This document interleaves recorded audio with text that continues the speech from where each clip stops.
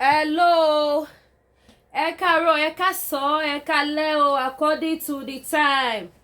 Tí mo bá dé bá yín, èmi ọmọ yín olólùfẹ́ yín Lady K. Ìfẹ́ Olúwa show, the baby of Yorùbá nation, mo ṣe salamu alaikum. Mo kẹ́yìn ìyá, mo kẹ́yìn bàbá, ẹ káàbọ̀ padà sórí ètò wa. Ọ̀rọ̀ lẹ ti gbọ́ yìí o, mo yes àbí ó mu. This is a big awareness, ẹ bá wa share. Ẹ bá wa pín wọ̀gbọ̀rọ̀ ayé. Ṣẹ́rí ìkóríta tá dúró yìí. Wọ́n ní iṣu atẹnumọ́ ni kì í jóná. Níwọ̀n bàgbà táwa náà bá dákẹ́. Tí a jẹ́ kó sú wa, tí a jẹ́ kó rẹwà, a rí bá ṣe ń fẹ́. Ó máa rí bá ṣe ń fẹ́ tí a bá ti jẹ́ kó sú wa, tá bá ti jẹ́ kó rẹwà. Because tá bá dákẹ́ tara wọn máa bá wa dákẹ́ o. Wàláhì yóò bá wa dákẹ́. Tá bá dákẹ́, tá bá ṣe the right thing at the right time. Tá continue àti máa expose àwọn èèyàn burúkú. Ká máa tú wọn síta, ká máa pariwo wọn síta. Wàláhì tí wá ti bá wa nìyẹn lójú pálí. Lójú pálí ni. Tẹ́ bá gbọ́ ojú pálí lọ́mu. Wọ́n ò mú lẹ́yọ, wọ́n ò mú lábọ̀, òun ló bá dé yẹn. So Olódùmarè ò ní fi wá sílẹ̀. Àwọn onílẹ̀ ilẹ̀ Yorùbá, wọn ò ní jẹ́ kójú kó tì wá. Gbogbo ẹni tó bá dúró yálà sí bàbá, sí kọ̀kọ̀, ẹni tá mọ̀ ni, ẹni tá mọ̀ ni. Tó bá ń gbèrò ìpalára, yes, mo gbà. Tó bá ń gbèrò ìpalára fún ìran Yorùbá, irú wọn pátápátá wọn á dohun ẹbọ, wọn á dohun àmúṣètùtù fún ilẹ̀ Yorùbá, kí ilẹ̀ Yorùbá kó lè gbà tú sílẹ̀, kó lè gba òmìnira láṣẹ Ìdùmarè. Bó ṣe máa rí nìyẹn o, kò yí padà. Èyí tí mo wá wí yìí, àṣẹ ọ̀run kó ṣe kíni, kó gùn. Ẹ má wá gbàgbé ẹ̀yin ìyá mi, ẹ̀yin bàbá mi. Mi ò rọ́wọ́ yẹn wá bá mi raṣọ. Ẹ wá bá mi raṣọ, ọdún ò tí ì tán, ojoojúmọ́ lọ́dún àdébáwọ̀ wà kísà kẹ́yìn aṣọ. Ẹ pè mí, ẹ wá raṣọ, ẹ patronize mi. Ṣó dìgbà tí mo bá tún ṣẹ̀ṣẹ̀ bẹ̀rẹ̀ sí ní tú yẹ́ as usual. Ṣé gbà yẹn lẹ máa tó patronize mi again? Mo bẹ̀rẹ̀ ni o. Ṣó dìgbà tí mo bá tún ṣẹ̀ṣẹ̀ tún tú, tí mo tún gbé yẹ́gẹ́yẹ́gẹ́ tí mo fi láìlọ́nù gbogbo. Tí mo bẹ̀rẹ̀ sí fi láìlọ́ pariwo sí yín létí. Ṣé gbà yẹn lẹ máa tó pè mí pé Lady K mo fẹ́ raṣọ, lẹ máa tó raṣọ. Ẹ má jọ dàbẹ̀. Ẹ̀yin ìyá mi, ẹ mọ̀ pé 2025 la wà yìí. Mi ò fẹ́ violence. Mo fẹ́ jẹ́ peacemaker. Ẹ wá bá mi rajà ẹjọ́ torí Ọlọ́run. Ẹ má gbàgbé birthday mi ń bọ̀ o. February 2nd is my birthday o. The baby of Yorùbá nation's birthday. February 2nd. Ọjọ́ òní tiwa mi ò ní wá gbogbo yín ti gbogbo pátápátá. Lájọ ṣe pẹ́. Àjọ jèrè ilẹ̀ Yorùbá. Ohun tó wá so wá pọ̀, ọ̀rọ̀ ilẹ̀ Yorùbá wa tó so wá pọ̀ yìí. Kò wá ní tú wa ká o. Wọn ò ní fi kú yà wá, wọn ò ní fàìsàn ṣe wá. Ogun location 9 kò ní pín wa níyà lágbára Ọlọ́run. Ẹ má gbàgbé láti subscribe sí YouTube channel mi, kẹ́ tán notification bell. Gbogbo àwọn nǹkan tá dẹ̀ ń tà lórí ìkànnì Lady K Ìfẹ́ Olúwa show. Gbogbo àwọn products tá ń polówó pátápátá. Gbogbo ẹ̀ ló wà available. Èyí tó bá fẹ́ ra body cream, ẹ pè mí. Kámẹ́rà ló máa ń ṣojú mi bó bá ṣe wù ú gbà mí. Gbà mí à ṣe yàmọ̀yàmọ̀, gbà mí à ṣe dáadáa. But mo sọ fún yín wípé atato iyọ̀ ọ̀dọ̀. Ẹ rí pé gbà mí bá ẹnu mi gan-an ló máa. Ìgbà mí kẹ̀dẹ̀rẹ̀, a rọra ṣe róbótó, amúyẹ́sìyẹ̀sì. Ìgbà mí kẹ̀dẹ̀rẹ̀ ó máa wọ̀wọ́ ni iṣẹ́ fóònù kámẹ́rà. So gbọ̀nyìn tẹ́ bá fẹ́ ra body cream, tẹ́ fẹ́ tó skin yín ṣe. Ẹ pè mí o. Ẹ pè mí o. Ojú òní tí yìí mi ní wáyé tì. Ẹ ṣe gan ni o. Anti-African food náà. Anti-spiritual item èyí tẹ́ bá ti fẹ́ bẹ̀. Ẹ pè mí sórí aago. Ẹ má gbàgbé subscribe sí YouTube channel mi, kẹ́ tán notification bell yín sílẹ̀. Ire o. Ìwọ ló ṣe elékìsà tó jẹ́ pé ìlara ló mú ẹ bọ́ta tó ní torí ọ̀rẹ́ ẹ máa lóhùn nílé níwọ náà bẹ́ bọ́ta ó sọ pé ìwọ náà ti ra lé ìwọ aláṣọ dọ̀tí aláṣọ ẹrọ̀ fún ọ. Bímpé kànràn kí nírú ẹ lọ́rẹ̀ má lọ fowó ra já má fowó ra jí mèrè má pé kó má torí igi bẹ́ mọ́gi lẹ́ńkù lémi játijàti olóòórùn jàǹkáríwọ̀ ni ìwọ látàyé dí ọ̀run. You've been coming for me for 2 good years. I'm going to play a bit of the madness that you did today to everyone to hear. Tí má decide láti gbé fún yàrá ìyá ẹ̀. Èmi ló ń worúkọ mi kó fi járò. Ìwọ tó jẹ́ pé onídọ̀tí sílẹ̀ lónìí ẹ̀. Ìwọ tó tẹ̀gbẹ́. Ìwọ onípọ̀nkìlá bíyá. Ìwọ oní baby lace 5,000. Ìwọ tó ṣerun bí tàwọn ṣínàkà lọ sí ilé àná. Tán pẹ́ láró blue. Oh, maru indigo blue tó gbé lọ sílé àná. Adébímpé, a whole nurse. Àbí kí ló pè rẹ̀. Èmi kọ́ ni mo bá tiẹ̀ jẹ́. Ọmọ tó bá tiẹ̀ jẹ́ gangan táwa gbèjà ẹ̀. Ẹ̀mélòó ló ti jáde fún Adébímpé. Ìwọ gangan ló bẹ̀rẹ̀ pé wọ́n gbé wòwò ọba jáde. Is it because mo suffer straight from the heart? Money, I know where my focus is. I'm not going to talk for now because OTF vulnerability crawl back into the higher thing. Nítorí pé ó fẹ́ kàn gbà ẹ́ lọ́wọ́ òkété. Nígbà tó kété keep money máa pọ̀pọ̀ bàbá ńlá kó bàbá ẹ̀ fún ẹ. O need help. O di ẹ méjì ọ̀tọ̀ọ̀tọ̀ tó ti bẹ́ta tó ti bẹ̀ mí. 2 different times. But because my instincts never failed me, I knew you were coming back from me, and that is why I ignored your apologies. O mo pele nketa o le wọlé. O ṣe kíní, o kede, o ṣe keje lẹ́nkẹta nko èmi ni kíní kan wọ́n gbé fún mi yálà já ẹ̀. Èmi ṣe pẹ̀lú swag ni now. Ọmọ tó tán lè mi Bùnmi Breast tó ló fún information. Wọ́n ibi yálà ya fucking father Bùnmi Breast, MC Bùnmi Breast.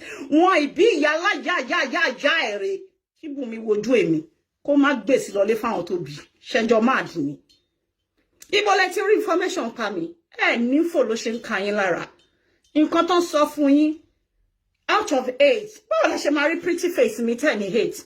Bí n pé fún mi lọ́mọ kan tó ṣá pro bí tèmi náà ọmọ bàbá ẹ̀. Tó bá lẹ́yọ kan mi náà yóò tó láti máa fi yangàn.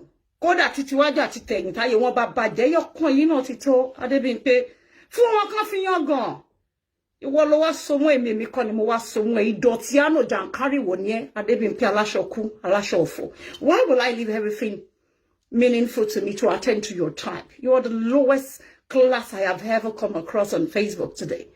Àwọn ọmọ játijàti gbéwìrì àwọn olè oníbàárà wọ́n sàn jù ẹ lọ. Òṣì òfò àdánù bí n pé wọ́n tó dú ọkọ rẹ̀ tó wá ń ṣe dàdí níbi tó wà shameless dé. O bọ́tò tó wá bú ẹni tó dó lọ́kọ. Ṣé mi lè máa ń sọ pé ọmọ kan bá yé ọ̀rẹ́ jì? Èmi àtọ̀rẹ́ jọjà ni kí ló jẹ́ ń bá yéèyàn jẹ́ ṣó ti kú ni? Àbí mo pọ̀ mọ́ àbí mo pọkọ ẹ̀ ni? Ṣé wọ́n bá yéèyàn jẹ́ níbi ọ̀rọ̀ o bú mi mo bú ẹ ni? Kí ni wọ́n ṣe fọ́ọ̀rẹ́ ẹ̀ tó lọ sí pàtí ẹ̀ tó parọ́ pé wà tí ẹjọ́ lọ sí school? Àjọ lọ sí university ni o. Nígbà tó máa gbà ní ọkọ, Adébímpé o bọ́tò sọ pé mi ò tán ọmọ náà mi ò mọ̀ yẹ́ rí. Ṣé kò yẹ kó fi ọwọ́ bojú kó bú sí ẹkún kíkorò? Adébímpé, do you have grown kids? You're fucking 53 girl and you refuse to grow. Orí ìyá ẹ̀ àwọn tó bí ẹnu kòtò ó ti jẹrà. Báwo mo ṣe máa bá wọ̀? Ìwọ játijàti olóṣì. Tó dàbí òfò ara ti já ní tán já dànù. Èmi Àbíkẹ́ sí ìwọ. O crazy ni àbò mad. Gbogbo grouping up yín ò kàn mí.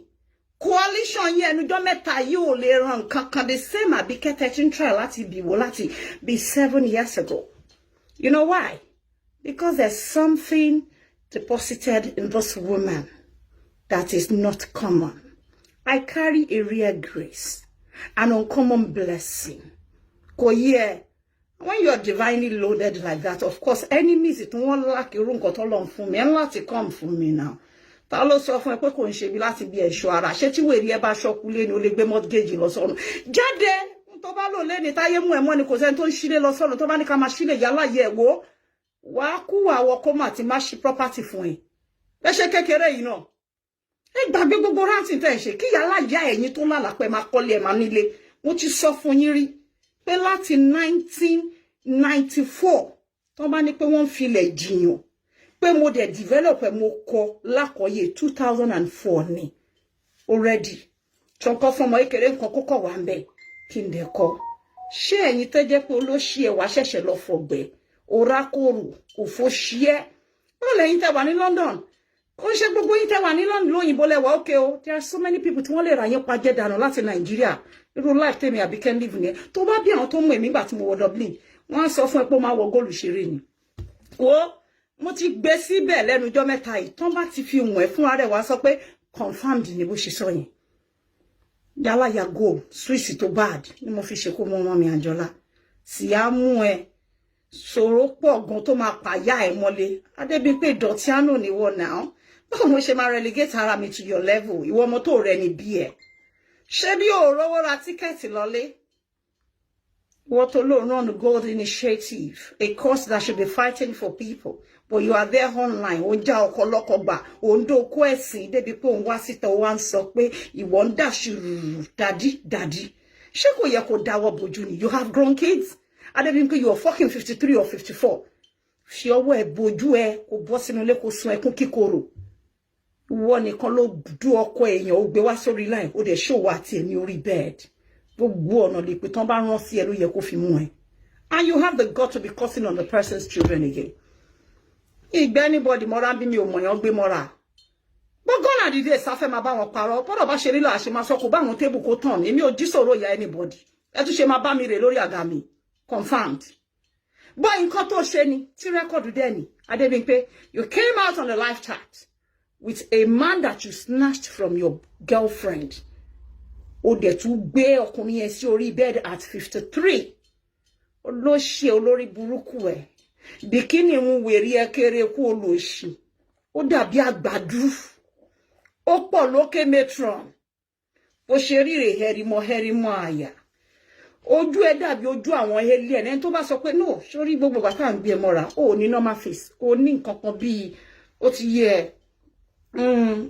dysfunction lọ́wọ́ mi kan fẹ́ sọ fún ẹni ojú gbogbo èèyàn ló máa ń jọ ṣó mọ́ àwọn ìbejì tán wá láti Ìlọrin kí náà máa ń pè ìbejì kíní kan ti kún sí àwọn méjèèjì I'm sure pé relation wọn ni wèrè ẹ ẹ̀gbọ́n wọn ní ẹ òfò bí n pé ìwọ ní ojú ẹ dàbí ojú sórí bí o máa rò pé you don't have a normal formation of face o ní disability kan tó yẹ kan ó rí pé ìdẹ́ máa bọ́ta lẹ́nu ẹ wọ́n máa ṣọyàn ṣàbà ṣòwò o ní low self esteem ìwọ ló ń fi ara ẹ bẹ ọkùnrin náà ọkùnrin bó ṣe yẹ̀yẹ́ olóòótọ́ ṣara ó tọ̀ sórí bed oh rí bí mo ṣe máa wẹ̀ ìjọ yẹn lèmi Àbíkẹ́ ti decide I called everyone around me but you know what I don't care what you guys are feeling for Adébímpé but I never want to have anything to do with such personality gbogbo nǹkan táwa bá ṣe lọ́jọ́ orí wa àwa sì lè mú jẹ you claim to be 53 54 nǹkan tìjú wà tó máa ń dojú tì yàn náà Adébímpé with evidence ni wọ́n fi gba ọkọ rẹ̀ ẹni tó lọ pàtí ẹ̀tẹ́jọ́ ń jó tẹ́jọ́ ń ṣe gẹ́gẹ́gẹ́gẹ́ ó dẹ̀ lọ bá bàbá àwọn ọmọ ẹ̀ sùn and you have the gut to sleep naked with the man and you should kiss the man with yourself nudely half nude níbi tó wà shameless sí ìwọ tó lóun run a noble profession Bímpé ojú gbà mí tí ìjọ yẹn that how could I ever be affiliated or identified with this kind of personality? Your personality sucks. Behavior so what demeaning. Ìkànnì òdòrò ní abániláyé jẹ́ ní ẹ́. Remember the other time you were faking pé torí ọkọ ẹ kú ọkọ ẹ ò ṣe ní kú apani apọkọjáyé ní ẹ̀ náà Bímpé. Ìwọ tó bá lè ṣe bẹ́ẹ̀ fún ọ̀rẹ́ ẹ kó dẹ̀ bọ́ta kó wá máa gbé àwọn ọmọ ọ̀rẹ́ ẹ ṣépè lórí okó tí ò last eventually òbí ẹni náà ṣe wá fi ẹ́ ṣe ẹ̀sìn ṣe ẹlẹ́yà. You have come for me more than 5 times and I've told myself I'm not going to spare you when next you come, girl. Ma drag ma wo omi ní padà fún ẹ̀mí over to my children. Gbà ọba lèmi ó yá wèrè àwọn ajírọ́bà mi wò ṣe báyìí fún wọn ọba àwọn obìnrin ni èmi ìyáláyé ò lè rí irun ní tí mo ní tó bá rákòrò eré tá já yín tẹ̀ fógún ọdún sani irin bàbá fàájì ní lẹ́sẹ̀ Àbíkẹ́ fine girl èmi náà pretty ọmọ tó ṣe mú yangàn ọmọ tó ṣe gbé sáàrin àwùjọ àwọn ènìyàn gidi Adébímpé èmi ni mo sọ gbogbo yín dé èèyàn all of you are nobody to be recognized in the midst of àwọn èèyàn gidi ta ló mọ̀ ya ẹ̀ bóyá ò ń ṣe nurse ẹ̀yà wèrè ni ọmọ ní pure water gangan abẹ́rẹ́ àwọn ọmọ tí wọn tó nǹkan kan gan-an wọ́n ń ṣe nurse illiterate pọ̀ àwọn uneducated nurses tí wọn ní làákàyè wọn kún bíbá iná orí páwọn nurse pọ̀ tán ṣe lẹ́yà gan lórí Facebook during the course of this fracas. You are one of those ones tí yàn máa ń já dànù bí egbọn bí dọ̀tí kúrò lára èèyàn Adébímpé are you mad onítorí ò bá mi raṣọ ṣé yàrá ìyá ẹ lè wọrọ aṣọ tí mo ń ta Bímpé ó rí nǹkan tí mo wọ ni bàbá ìwọlẹ̀ but tí n bá package ẹ̀ tán tí n bá fi charisma mi sí wọn bí ìyá ẹ rẹ ò ní lè gbé bẹ́ẹ̀ táwa bá wọ níkà wọn máa fi wá sórí àìtèbù bí ìyá ẹ bá ń wọ tán bá fún ẹ ní sányán ó lè jókòó níbi táwa bá fi níkà jókòó sí lórí àìtèbù are you mad èèyàn gidi wo ló wà lára ẹ ó ṣokùn ìyá ẹ̀ bí ẹni tó ń ṣọ̀fọ̀ gbogbo ariwo ẹ̀ tó tán ó ti ṣí Facebook monetization ẹgbẹ́ fún ẹwọ́n méjèèjì bá àtẹ́sẹ̀ yín ni kẹ́ máa fi fún Àbíkẹ́ pé kò gba monetization bọ̀ wọ́n bí aláya bàbá ńlá kó bàbá ẹ̀yìn ní monetization display lè dúró lẹ́gbẹ̀ẹ́ mi and I have my reasons. Owó tí mi ò wá use mọ́ mi ò fẹ́ bẹ̀rẹ̀ so that ẹ bá bẹ̀rẹ̀ ìtanú yín náà hatred and envy láti fi flag ẹ̀ kó má lọ get sí mi so you see mi ò fẹ́ àwọn ọmọ mi ń fún mi ní kíní ṣeré náà stars ìjọ tó bá wọn mi máa gbà ìjọ tó bá wọn mi máa tún fáwọn èèyàn ìyẹn wọ́n fi appreciate mi káwọn èèyàn bá ń celebrate me left and right ẹ̀yin ní kẹ́ bèrè pé kí ni nǹkan tó ń ṣe. There must be something very, very significantly impressive that Abike is delivering. Àwọn wèrè kan pè lórí ọ̀rọ̀ Abike abẹ́jọ́ ya wèrè. You were the one that instigated ọ̀rọ̀ wọn lọ gbé ọba wọn record ọba. Oṣù mẹ́jọ ti lọ wọ́n ti bí gbogbo yín bí táyé yín bàjẹ́. Ẹ máa rí fídíò sexy fídíò tẹ́lẹ̀ ní pé mi àtọ́bẹ́ ẹ̀ máa tí ì rí gbé bọ́tà. Mo mọ̀ pọ́n gbé fún yín láti fi bà mí lórúkọ jẹ́ ni láti yọ ọwọ́ mi ń bẹ̀. Wọ́ mo ní kẹ́ kúrò ń bẹ̀ ọwọ́ mi ò kúrò ń bẹ̀ ẹsẹ̀ mi ò kúrò ń bẹ̀ mo kúrò ẹ̀ ṣọgbọ́n rí nítorí irú yín ni ó lè dọ̀la kémi náà ṣí. Ẹ̀yàn lè bímọ síbẹ̀ kí yàn ṣí so kí wá ní kí tèmi tó ṣe jẹ́ big deal. Bọ̀ lọ́wọ́lọ́wọ́ táwa yìí ṣọgbọ́n rí nítorí ẹ̀yin olóṣì ni. Gbogbo rọ́tẹ̀ pa gbogbo àràbù játijàti tán rún Adébímpé at age of 54. Dáwọ́ ẹ̀ bójú kó bú sẹ́kún kíkorò ẹkún kíkorò ló yẹ ẹ̀ ọ́ ló ṣe máa wè mí tó máa ní èmi fẹ́ taṣọ fún ẹ wèrè ìwọ tó dàbí ìdí gan lébè ó pọ̀ lókè matron kí ló fẹ́ fi gbé ṣé kó máa ṣẹnu lẹ́nu òṣì kan rí bó ṣe máa ń sọ̀rọ̀ yẹn náà pé kó máa ṣe báyìí ṣé òun ló fẹ́ fi gbé ó ní charisma náà yálà ya ẹ̀mí ọ̀gbẹ́ àwọn ọmọ tèmi tó bá wọ sílíkì tán wọ láìlọ́n wọ́n máa lọ fi wọ sẹ́yìn pẹ̀lú gbogbo nǹkan tó lọ attain wàá wà lẹ́yìn níbi tí àwọn akọ́dà wà àbí ibi tí àwọn escort wa bá dúró sí wọ́n bí ẹrẹ́ ò láṣọ gidi lórí kò lè balance náà ṣé tó máa tó máa ń ṣe àwọn local gidi gan nínú ìlú yín tó máa ní wọ́n ń ṣe lẹ́gbẹ́rẹ́gbẹ́ tó máa ń lọ àwọn elémùrè sisters tó máa kóra wọn jọ bí àwọn tó ń kọrin fọlọ́rin Adébímpé ibi tí wọ́n yẹ nìyẹn náà ṣóṣì èrè rí ni wọ́n wà nú èèyàn ni ṣáwọn pọ̀ kí lábíyá lèsì tó wọ yẹn wà nù aṣọ níbo ló fẹ́ wọ́ lọ láàrin àwọn kílíkì tèmi wọ́n ní tá a bá wọ sílùkì tá a bá ti múra tán báyìí tá a bá dúró ní ìgboro ayé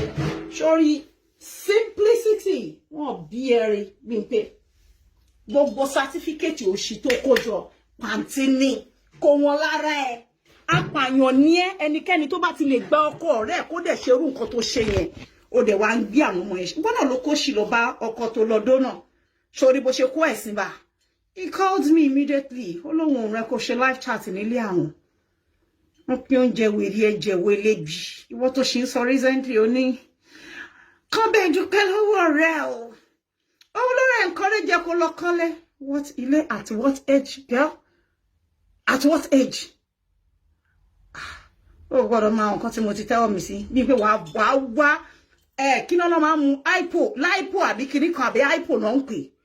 Àti ọ̀tá pìàpìà kí làwọn ẹ máa mú lẹ́kọ̀ọ́ tán lọ́ fi para wà yanjú ara ẹ̀ tó ṣe lọ́mọta ní nobody ni ẹ ń ṣe eré ni mo ní igbe nobody she say nobody she doesn't have anything mo ní igbe ẹni mo fẹ́ kẹ́ máa sun kúkú tẹ́ máa fi ní heart seizure tẹ́ bá confam gungun ó gbọ́rin tí ń kọ́ fún ẹni mo ní àájú wọn ò ṣe wí lẹ́jọ́ Bímpé àájú wọn ò ṣe wí lẹ́jọ́ àájú yìí ò ṣe wí lẹ́jọ́ ìjà lára ò tán bọ̀rọ̀ o kówókówó lè ròyìn o kówókówó lè ròyìn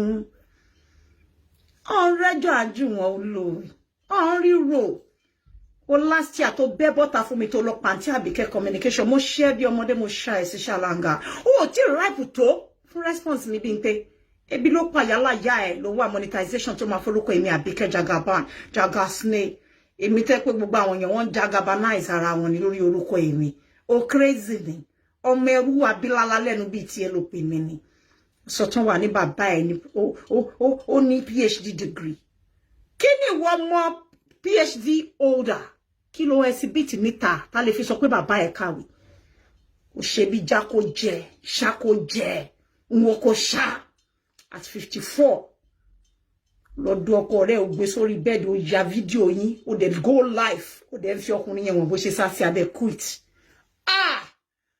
ẹ̀sìn oní 10 gigabyte mo dáwọ́ bojú fún ẹ èmi tẹ máa ń pè láṣànà gan ojúmọ́ máa ń tì mí bí n pé ó dójú ti gbogbo òun obìnrin gidi níjọ́ táwọn yìí mo dáwọ́ méjèèjì bojú pé who does this tán bá yàn ọ̀run ẹ tán ní kẹsọ̀ tara yóò tó bẹ́ẹ̀ ojú bẹ́ẹ̀ lọ nǹkan tí wọn kì í ṣe òun ló ṣe yín ó yẹ kójú ẹ rí nǹkan tójú èèyàn kò rí rí adójútì ní ẹlẹ́sìn afẹlẹ́yà ló gbà òun ní òun ṣe sọ fún ẹ pé Adébímpé aláṣọ ọ̀fọ̀ aláṣọ ẹ̀sìn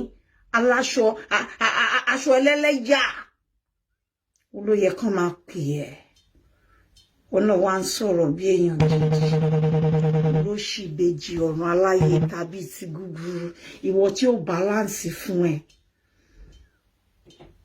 ó láwọn èèyàn gidi pèsè bí òkú bàbá ẹ ó ṣòkú lẹ́kọ̀ọ́ ó tún sọ ọ̀rẹ́ ẹ ló ní kó lọ dìvẹ́lọ́pù lé nígbà tó ọ̀rẹ́ ẹ ní kó dìvẹ́lọ́pù lé olóṣì ṣé Banana Island ló lọ́kọ́ sí ni ṣé wọ́n wá kí náà ti ń pe ẹ̀wọ̀n bá ní Lẹ́kì ni ṣé wọ́n rí plan yẹn Lẹ́kì ló wà olóṣì àbó ṣe survey wọn bá alájà ìwọ játijàti olóòórùn arébípa játijàti wo sọ̀rọ̀ àmúyá ẹni gidi gan iṣẹ́ tí mo ṣe ń sìn ni jẹ́ kọ́kọ́ fi hùn ẹ̀ sórí tán bá ń gbé fún mi oṣooṣù náà ọmọ level táwa rèé o wọn bí ìyá ẹ̀ rè sórí wọ́n máa fi ń wọ̀n bí tán bá bá dé estate wàá kú sí orí ibẹ̀ ojoojúmọ́ ni mo máa fi ń kọ ẹ fẹ́ bí mi pòkè bolo tí ń rówó yẹn ló tún kàn lẹ́nu ìyá yín wọ́n ní kí alágbíńgé owó sẹ́kù lẹ́yìn ẹ bá ti débẹ̀ sọ pé ẹ fẹ́ tó Àbíkẹ́ ẹ fẹ́ bẹ́gbẹ́ mu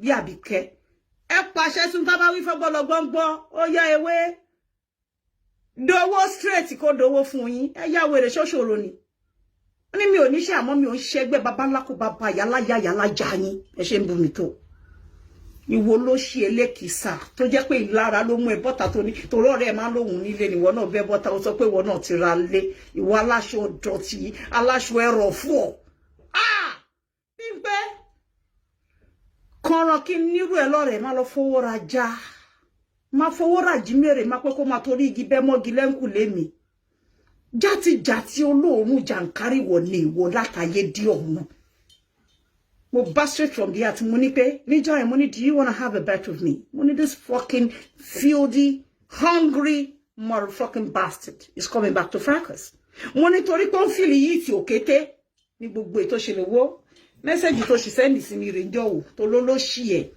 èmi pè ẹ̀ èmi á pè yálà yá ẹ̀ ẹ̀mí ìyá ògbé níbi pé tí má dálẹ̀ wẹ́ẹ́ sí ni wọ́n ń ṣe now at your age 54 ó sì ń ṣe ẹ̀sìn ó wá lẹ́nu ló fẹ́ búyàn kan dádì èmi Àbíkẹ́ ò sínú kíláàsì mo ní ojútì mo lójútì gan kò síbi tí má dé tẹ máa gbọ́ pàdé kẹ́ lọ bá wọn jà tó bá ní mo bá wọn jà sọ pé mo ní kàn fún wọn evidence ní mo ní ọ̀rẹ́ ẹ̀ tó ń kó ẹ tó ń fún ẹ ní information dọ́bìlì bùnmi òun jà nínú palace ó jà ìjà physical gbọ́ ìjà kọ́ máa ní káwọn eléré kan máa búra wọn pẹ̀lú ẹni tó gba boyfriend manfriend lọ́wọ́ ẹ̀ òun ṣe ẹ̀sìn èmi Àbíkẹ́ ọba ni mí ayaba ọmọba ní gbogbo ọ̀nà ibi tẹ́ bá rò pé máa ti dá máa kàn ṣe báyìí irú àwọn ibi tí máa ń bọ̀ nírò ètò kété play yẹn máa ń pè ya láyà anybody máa fún wọn ní voice ohun tó tìkì ohun tí ò ń ṣàbànà pé láyé yín pẹ̀lú gbogbo owó yín tẹ́ bá tún cross lady mi 40 men go for your door ẹ yá wèrè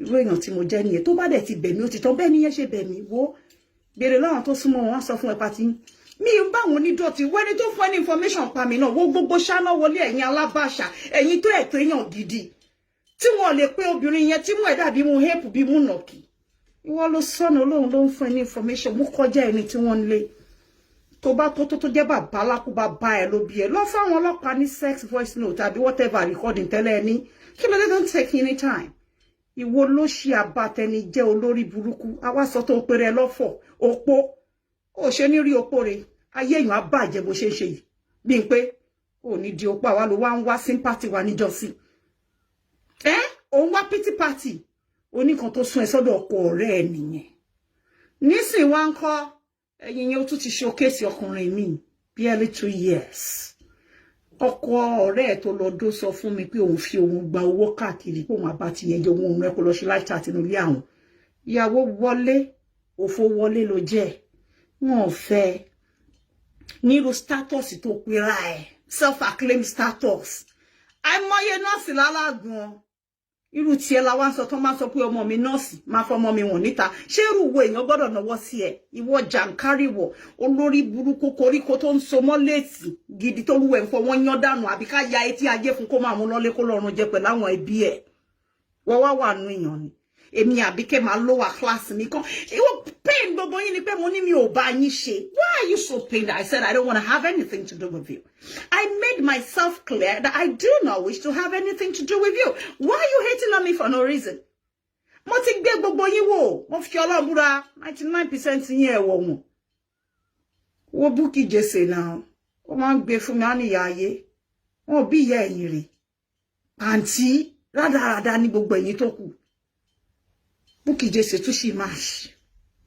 ó ló nǹkan ìgbàlódé ṣerú ìwọ olóorun ìwọ sìmẹ̀lò ìwọ onípọ̀nkí lábíyá ìwọ tó máa wáṣọ ọ̀dọ̀tí ṣe live show tó máa dọmúlẹ̀ olóòṣì bí táwọn àgànyìn tó ń ṣe ń jẹ fún mèrí sílẹ̀ sọ láyé jọ̀hún pátápátá ló máa dọmúlẹ̀ ẹlú ẹ̀ ló máa bú èmi tẹgbẹ́ ń bí gòkò ní bẹ́ńṣán fáwọn tó pọ̀ ẹ̀ jáde tí bá ti ṣe tán sí kó pé Àbíkẹ́ Jagaban kó pé gbogbo èrò orúkọ àwọn tó ń pè mí mọ́ yẹn tí yàrá já ẹ bá lè ṣubú lọ́dọ̀ driver wọn ìjọ yẹn ò ti jẹ lóto bóyá wà tún gbà mí àwọn tó ń pè mí mọ́ yẹn achiever ni Àbíkẹ́ tó bá wá jẹ́ pé bẹ́ẹ̀ ló ṣe rìnrìn ẹ ṣe bá ń pè láṣẹwó tó evidence ẹyọ kan tẹ̀rí mú jáde ẹ ló lọ dọba kí ló dé tí ò lè dọba ṣé mi ò lóbò ní abọ́bá olóko ni kí wá ló dé tí yẹn wá kàn yá yín àti bàbá yín tí bá dọba pa àbí tó bá dómi pa kún dẹ̀ sọ mí síta ó lẹ́yìn náà kọjá ẹ lọ ṣeré létí bẹ̀ ẹ lọ ṣe irú aṣẹ́wó yẹn ẹ jẹ́ kó pè yín méyàn gidi kó má jẹ́ pé ọkọ ọ̀rẹ́ ọ̀ṣàgbáná what class of men to attract and you call yourself a nurse ẹni iṣẹ́ tí ń bá sáwò confam tẹ́ pé ẹ ṣàràbù kọ́wọ́ mi wà ń bẹ̀ ẹ gbé bẹ̀rí báyìí pé ọmọ ni ó ṣá pírípírí mo ṣá púrópúró èmi ò ṣeré kéré bẹ́ẹ̀ yẹn gbogbo àràbù yìí mo ti sọ wípé máa fún mi evidence ó tiẹ̀ sọ̀rọ̀ tán nígbà tí wèrè onítan wíjí lòun ra bẹ́ẹ̀dì òun ra sófà òun ra kọ̀ǹpútà kí ló dé tí wọn lóò bọ́ta po ra mọ́tò fún mi èmi tẹ̀ rò pé wọn náà tiẹ̀ tún sọ dáadáa ni pé àwa lára mọ́tò fún sódà tọrọ yẹn fẹ́ jọjọra ẹ̀yin olóṣì olórí burúkú táwọn eégún sàǹgbé tọ́tọ́ tí wọ́n gbá tẹ́nísì lórí yín àwọn ìgúnnukó àwọn ẹbọra wọ́n ń ṣe parochial meeting lórí yín gidi gan MTN mass ti yín àti ti Teconet àti Glo wọ́n ti gbé sẹ́gbẹ̀ ara wọn jù wọ́n lùlù táyé ò gbọ́ sí yín létí ẹ̀ ń jó sí lọ́wọ́ ìwọ rádaràda ìwọ ìṣípẹrẹ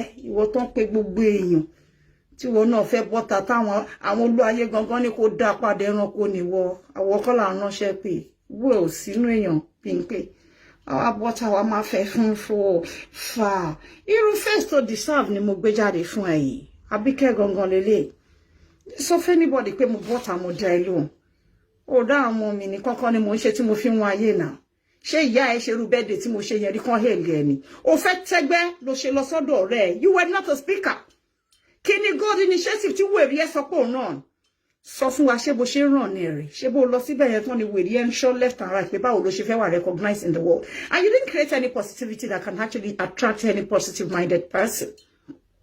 There's nothing brilliant, nothing impressive about your operations on Facebook. All your antecedents are dirtily sour. If this goes to one, you suck like a pill. Ìwọ 54 jókòó sórí bẹ́ẹ̀dì ó dú ọkọ rẹ̀ ó dẹ̀ rìkọ́dù wà tí ọkùnrin yẹn bí n pé dáwọ́ bojú ó tún lọ sí Ìbàdàn ó lọ gbé bàbá ẹ̀ rèé ó lóṣì ṣé wọ́n san kinní lórí ẹni ọkùnrin náà tó lọ fi spite ọ̀rẹ́ ló wá bọ́ta ló bá tiẹ̀ jẹ́ ó lóòótọ́ ṣùrù ó lóun gbá ẹ nínú bàbá ẹ̀ ó ní díẹ̀ ya mi jà sí gbogbo rí ojú tì mí at this adult. I don't want to identify myself with either of the party. Tíjà bá wà lẹ̀, èmi ló lu ayé ẹ̀sà, àbí kí ó sọ̀rọ̀ ìjà yín lẹ́yìn fẹ́ dùn. mo láti gbé ẹ mọ́ra ní pé olóṣìkéré kú mama saini àti bí talent lẹ́nu tani kò ní yẹ kò ní balance fún ẹ girl èmi á pè é wo tí ayé máa fi parẹ́ gbogbo yín tẹlú santi ẹ tún gbà mọ́ tí ayé máa fi parẹ́ ni mo sọ ní gbọ́ ẹ tí má ti rí yín tó bá bí ìyá yín rẹ̀ kẹ́ wá so mọ́ mi má ní show wa okay ẹ má kí mi o ẹ má fi dọ̀tí ra mi o èmi ò bá rú ẹ ṣe bí n pé oníjẹ́ ẹ̀bí ọlọ́dẹ orí ni ẹ ìwọ ló ní bẹ́ẹ̀dì àwọn mental patient tó ń look after ó yẹ kó swap patient kan gbá bẹ́rẹ́ fún patient kan gbá sí wọ lára ṣé mo wá wá òkè wà nú èèyàn ni. The other time, the last time you did a show for me, I came to your wall there to say, Bimpe, you have come out 2 different times to apologize to me. Oh, sorry. Money, but this is you doing it again. More than inbox stress from the earth and everybody not pay. Every baby you there, and you support it. One man no lore. Kilo chef when you to bue to batieje, to fi bue, to fini depression. How many shows did you do for her? What have I done to you? Tori any to show lost one Lindsay Parker. Oh, I doff my heart for you. Thank you for that brilliant show. I defended you, Adebimpe. I didn't let you die in the hands of you. I want to deserve go from who pa gongo. O do ọ̀pọ̀lọpọ̀ na. Kí ló wá sọ kí o do ọkọ rẹ̀. Best friend de tó lọ sí birthday. O de lọ fojú wo ku de. Bó ṣe ń paro ko àti bàbá àwọn ọmọ ní parí ja so ló ṣe any interest inú bàbá àwọn ọmọ ẹ̀. O de gbé bàbá àwọn ọmọ ẹ̀ láti lọ Dublin. O de gbé wá sí bíbá ní Manchester. O de bẹ̀rẹ̀ sí ní lọ do ọkọ rẹ̀. O de bí àìlójú ti débi pé o ṣáná sí live chat bí n pé o de ní kàn máa wò wá àti ẹlẹ́jọ́ sùn yín o. Ẹ wá wò wá àti òun ló sùn yìí. Ìwọ ló lé ọkùnrin yẹn. A bá sọ tán wà ló fẹ́ save. Ìwọ náà máa sọ pé wọ́n ti fún depression. You depressed him some more. That guy may never be a normal person till the end of time. Because what ṣe ń tinú kan bọ́ sí kan ló ń tinú. Ìwọ ló ti lọ ní kó bọ́ta fún mi náà. Gbẹlẹ́lẹ́jà ní ẹ gbogbo ayé mo jẹ́ kó ṣe àṣehùn. Má ká àwọn èèyàn tó ń comment. Ó ṣe àṣìṣe. Àṣìṣe tí máa ń bi Ọlọ́run yẹn pé kí n tó bọ́ta dá yín lóhùn báyìí pé kẹ́ ṣe àṣehùn fún gbogbo aráyé. Káráyé rí yín. Èmi kọjá sẹ́ẹ̀tì ẹ̀ bí n pé kò ní dáa fún ẹ. Ọlọ́run ló máa san ẹ́ lẹ́san gẹ́gẹ́ bí iṣẹ́ ọwọ́ ẹ̀. Mi ń bọ̀. Sorry, mo máa fi comment ẹ. Ìwọ lélẹ̀ ní ẹjọ́ ẹ̀yin èèyàn ìgbà wo ni straight from there ti ṣe show tó ṣe fún. Ìwọ lélẹ̀ barely 6 months tó wá bẹ̀ mí nínú inbox mi. This is it. Mo ń bọ̀ o, mo máa turn kìíní ìsìn guys. Sherry Adébímpé nǹkan tó send sí mi rè. Sherry mi kí n dá wèrè lóhùn. Nígbà tí mo ti kọ who is this mi ò mẹ́ni tó jẹ́ mo kọ delete pé kò ní tọ̀hún. Recently ni o ẹ gbọ́ nǹkan tó send sí mi. Abike Adébímpé aláṣàdúrà ló sọ̀rọ̀ bí mo bóyá o ṣe ń lo nọ́mbà yìí òtójú ẹ ṣì hàn bẹ́ẹ̀ gbogbo nǹkan tí n bá ṣe tó dùn ẹ́ lọ́kàn tó fi pé mo ṣe fún ẹ find a place in your heart as I have said on my inbox on my live chat that I just did now find a place in your heart to forgive me ṣó ti yé bẹ́ẹ̀ yẹn wá jèrè àwọn ọmọ ẹ. This was February 15 this year, 2022. Àjèrè àwọn ọmọ ẹ wọn ní fi ẹ́ ṣàwátì láàrin àwùjọ gbogbo nǹkan tó bá ń wá ilé ayé Ọlọ́run á fi tẹ̀ ẹ́ lọ́wọ́ tó bá jẹ́ pé mo jẹ́ Ọlọ́run ni màá ṣe fún ẹ ṣùgbọ́n mi ò kì í ṣe Ọlọ́run ju pé kí n gbàdúrà fún ẹ pé gbogbo nǹkan tó bá fẹ́ kó tẹ̀ ẹ́ lọ́wọ́ lọ má bínú sí mi àbúrò mi dáríjì God bless you. Ní dá fún Ọlọ́run ló máa bá tiẹ̀ jẹ́ èmi ọ̀gá ẹ̀ èmi ọba àbúrò ẹ̀ torí èmi ò ṣe respond ní 15th of February. I didn't say anything to her. And so she went on with her madness this year. Èyí tó ṣe fún mi recently ní last month tó bẹ̀rẹ̀ sí ní bú mi. Mo wá lady kan báyìí tó wá bá mi pé kí n sọ fún pé can you see what Adébímpé is doing? So èmi kò tẹ Adébímpé pé á gbé message mi àtẹniyẹ jáde mo sọ pé are you watching Adébímpé? Mo rí pé voice note wà bẹ́ẹ̀ bí mo ṣe click voice note yẹn tí mo rí pé number ẹni mo kọ delete kíní yẹn ni òun ló fi wá kọ ilé padà sí mi. Oh my God, hold on a second.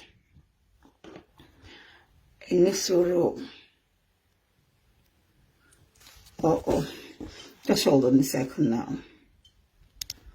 Ẹ wo nǹkan tó wá kọ sí mi padà. Only why was the message you sent me deleted? I saw your comment on my show, Tolulope, that I begged you twice. And why did I do so if I have not wronged you? Did you read that? Why did I do so? Why did I beg you twice if I have not wronged you? Oh yeah, jo ẹ̀yin tẹ́ wo mi ta ló jaru je bí pé ó tún send message sí ọmọ yẹn. Ó ní torí ó mọ̀ pé ó wá ní torí lọ pé I was just being magnanimous because it takes two to tango. I was just being the bigger person. Then why do you do things that make me annoyed or angry? Please just stay my own peace lane ho. Gbogbo àwọn tó ń wẹ̀ náà mọ̀ pé ẹni ìyá èèyàn rédèrèdè ni ẹ́. You admitted with your writing in your comments here, you also admitted via your voice that you have wronged me many a times, but then I have never had to do anything back to you. Oh, pardon, one more for pause and ponder. Did you do well? Don't you know the things you write? You know. Oh, beg nothing to do she being paid. I want nothing egbe okin the speaker. I want nothing gidi okin handle kini ba you only want ta. I want follow one and more encourage you. You want to was already speaker fracas, Lord Gigi. There's nothing educative about you. Sure. I presented myself as a warrior from day one. That I am going to be fighting whoever that rubbish our tradition and culture. And from the one mo feel pé láti join mo man jáde be di ọ̀la. Tẹ́ bá reyan je ma fún mi bota. So definitely kò sẹ́ni tí ó mọ̀ pé customer you choose láti let the no cyberbullying. She is prone to attack. There's likelihood they come for her at all time. And that is why all of you manipulate the situation. But have they ever found me guilty? I've never been found guilty, both home and abroad. Mi ò sùn police station rí. Ní ìlú òyìnbó wọn kan lẹ̀kùn mi rí. Èkó wọn mú mi rí kí má wà justified. I've got all my evidence kept. My file is overly clean. And that's why you don't ever find me behind the bars. Àbí pa ọlọ́pàá sọ pé lè tó sọ yóò sọ́jú. Ẹ̀yin olórí burúkú ọmọ ọ̀ràn kí ìrántí nǹkan kan ò bí yín. Tó pèrè ẹni nọ́ọ̀sì. Ìwà àdójútì gbogbo ẹbí. Ìwà àbàṣà ìgbẹ́ màálù. Ó ṣe rínṣin tí ó bá worú ẹ wọ́n bá bíyàn mọ́ dáadáa má bínú ti kíní bọ̀ má ṣàdánù láti rúùtù ìwọ olóòórùn gbogbo èèyàn ń dárí sí wọ́n fi ń ṣe aroma style olóòṣì Susan Moro ìwọ náà ń bọ́ta ìwọ olókan pátákan ìwọ olóòórùn aládojútì ìwọ ẹrù ọ̀fọ̀ ìwọ pàṣíwọ̀ bọ̀wọ̀bọ̀ nínú gbogbo èèyàn débi pé aláṣọ kú ìwọ náà ń sọ̀rọ̀ ọmọ obìnrin ò kí ń kóbìnrin ẹgbẹ́ láṣẹ́wó ẹ mọ̀ bó ṣe máa ń búyàn ẹ máa pè mí láṣẹ́wó ẹ pè mí láṣẹ́wó síbi tó lọ ká yín lára gan ẹ̀yin lẹ tì mí débẹ̀ ebú tẹ bú mi ló tì mí débẹ̀ ọwọ́ tẹ̀dẹ̀ tó ti ń bú mi ìwò mú tó ti lọ sáyà class àwọn tó máa ń wọ ní inbox mi pé we do see the video tó máa fi ń bẹ̀ lórúkọ jẹ́ but we have come to discover you ourselves àfẹ́wò nǹkan tó sọ ń pa àfẹ́wò rẹ̀ ní tó jẹ́ so therefore they've been following me without my knowledge. They've been taking, a note of the things that you guys say, against who I am. You see, I'm following Otonikote and Solo Otonikote Sombi. Èmi tán deport it sọ pé mi ò níwèé o, wọ́n ti deport o. Báwo lọmọ tán deport tí ò níwèé tó ṣe ń ṣèkì ẹsẹ̀ yín olóṣì tẹ́ gbé pálí pupa dání. Olóní British, onígbó, ọ̀ṣàgbáná, nobody ló wà London. Àwọn ran kọlà sóhun àwọn figbó rare figbó deliver àwọn ṣàṣà shantigo bí pé ó gbọ́kùnrin gidi sórí bẹ́ẹ̀dì fún mi kẹ́rù bá mi kí legs mi shake kí n gbọ́ pé honorable senator àbí kí n gbọ́ pé head of health department in London ó ṣáná gidi wọlé fún wa rí àfàwọn àṣàkó àwọn onídọ̀tí àwọn tẹ́ pé wọ́n lè serve equally as àwọn chef àwọn gateman mi àwọn akọ́dà yes ọba làbíkẹ́ ẹ̀kan rínú bí ni o she's gonna be around for a very long time people look bí ògo bá jẹ́ ti Ọlọ́run ọba gbogbo nǹkan tẹ́ ń sẹ́ kan sálásán ni mo sọ fún yín pé jọ́ tẹ́ bá rí original ẹ máa fàpọ̀ bí ọmọ yìí dì ìjọ tẹ́ bá original lè máa fàbí gbẹ̀yìn di ìjọ tán bá gbé tòótọ́ lẹ́yìn lọ́wọ́ lẹ́yìn náà máa dágbére fájé ní dágbére kúrò bí ògo ṣe ń jẹ́ ti Ọlọ́run ọba àdàbí tí ń bá dúró fún yín rí àdàbí tẹ́ bá jẹpo mi tẹ́ jata mi rí àdàbí tẹ́ bá rẹ́lò mi lẹ́yìn yín nígbà tẹ́ nídìí èèyàn àtọ̀ sẹ́mi Àbíkẹ́ nìkan ní gbogbo òní bí yín ẹni tá ṣe lóore tí ó dúpẹ́ lọ́rọ̀ yín of course ibi ò ní kúrò nínú ayé yín títí láéláé ẹni tó ṣe lóore tó fi bí san ibi ò lè kúrò nínú ayé yín nígbà tó jó ń pagun yín kò sẹ́ni tẹ́ rí èmi Àbíkẹ́ lẹ rí ara tu yín tán ló wá di pé ọmọ wo ọmọ nobody wo ó ní dá fún baba ńlá kú bàbá gbogbo yín ayanga àwọn tó bí yín dànù ìwọ náà adé bí pé olùṣòfò bí ń pé ẹ̀sìn bí ń pé ẹlẹ́yà bí ń pé ìyá ti jẹ́rìí náà eléyìí tó ṣe recently tó wá bẹ́ẹ̀ mi ò déédé bẹ́ẹ̀ mi bí ń pé ó ká ẹ lára wọ́n nú ẹ ní pankẹ́rẹ́ níta ọmọ tó nú ẹ pankẹ́rẹ́ yóò máa jáde fún ọ̀rẹ́ dàbí ọ̀rọ̀ olórí burúkú aláṣọ ọ̀dààmú onítàwíjí wèrè tí máàsì nẹ́tíwọ́ọ̀kì tó ti jáàmù nínú ọpọlọ ẹ̀ bẹ́ẹ̀ náà lọ̀rọ̀ tiẹ̀ náà ṣe rí náà ṣe bó ore ni mo ṣí ẹ ṣé ìyá ẹ ló ránṣẹ́ pàbí bàbá ẹ ló ránṣẹ́ pé nígbà tí yìí ti lè ó wá sórí péjì àwọn ọmọ ẹjẹ tí ó dọ̀bálẹ̀ mo sọ pé dọ̀bálẹ̀ ló máa jẹgba nǹkan tó ń pè ní dọ̀bálẹ̀ lé ní Àbíkẹ́ mi ò ní gbé gbogbo dáńsá kìmí kí n wá sọ́dọ̀ onídọ̀tí wọ smello ìdọ̀tí àánò orí wọn Bùnmi breast dirty girl ni Bùnmi náà wò náà báwo ló ṣe máa fèmí wé ṣẹjọ́ ń ṣí èrè ni tí nǹkan bá jàmù àpapọ̀ ìṣí mad oníhùn ló ń fún ẹ ní information ìwọ bíi ti báwo ṣe ní story mi ní kò fún ní mic tán bá bí ìyá ẹ̀ rí sọ pé kó fèsì ní Àbíkẹ́ anybody tó bá ń tiẹ̀ bíi pé ní kò fún ẹ evidence kan tó sọ yẹn ìwọ wèrè olóṣì aláìlójú ti játijàti ìwọ àgbà òfò kérò lé mi lórí orúkọ mi ló lè pè ló máa fi ní èrò ṣé yálà ìyá ẹ mọyàn ni ìjọ tó ti ń ṣe ṣó orí burúkú tó ń ṣe ṣó ẹ̀sìn ṣó ẹlẹ́lẹ́yà èlò náà ni Facebook fún ẹ lápapọ̀ bí n pé kí ló fi ṣe ń gbà tán sán tán ó ṣe dáadáa ni wọ́n flag page ẹ ó máa tó flag page ẹ ṣó ti pa mọ́ ó ti fèsì mọ́ ó ṣe jẹ́ pé mi Àbíkẹ́ ló gbógun tì ṣé mi ni mo bá ti ẹ jẹ́ ni ìjọ tẹ́ ti ń flag page mi ò fọwọ́ mi lọ bá yín flag page rí o ó mọ àwọn tó ṣe ẹ́ níkà ó dẹ̀ fi wọ́n lẹ̀ ó dẹ̀ wá bá olórí ẹ̀ ṣáṣà sí ni ká pè yẹn ni ẹ̀yin máa bíra yín gbogbo àwọn tó ṣe yín kà pátápátá ẹ lọ bá wọn rí olóore yín lẹ máa ń wá bá nígbà tí ìdírò ẹ̀ díẹ̀ nísìn lórí kò tún bẹ́ bọ́ta mò ń bọ̀ játijàti ẹ wo òṣì ọ̀rọ̀ tí òkan ló máa dá sí kúrà aláyé ta bí gúgúrú ẹ wo bó ṣe ń ranjú bí wèrè ẹ jẹ́ n tún fi wọ̀nyí ẹ wo smello tó fẹ́ bú èmi ẹ wo wèrè ó dàbí onígìrì ilẹ̀ tútù tí ń wọ́rí ẹ olòṣì wọ́n tó yẹ kán ti ṣí bíbọ̀ ẹ lẹ́nu kán bu mílìkì sí ṣé mo sọ pé wọ́n ló ní bẹ́ẹ̀dì àwọn patient ẹ ló ní nídùú kán fún àwọn patient ẹ ní nídùú syringe kan gba tí ọpọlọ ẹ wo bó ṣe ń ṣe bí wèrè nítorí kò fẹ́ gbowó Facebook olòṣì òfò bí n pé ṣẹ́rí 8th of June must you do something that's got to do with fracas olórí burúkú ti hó mọ́jú àwọn mọ́jú wo ló wọ́ sójú kí ni gbogbo jà ń pariwo okun dustin powder ń lo òyìnbó ni olóṣì onígbóná ìwọ tẹ́ pé high fever ń ṣe ẹ́ onímísùsì wo bó ṣe ń ranjú pò nítorí kò fẹ́ gbowó dàdé ẹ̀ rírin ṣirin sórí èrè smello àwọn olóṣì àwọn aṣọ pàpáyà tí wọ́n fi ń ṣe ṣó lẹ́gbẹ̀ẹ́ mi ìwọ tó ní nǹkan gidi lára olóṣì àtúmọ̀ àwọn jewelry tán tún ṣá print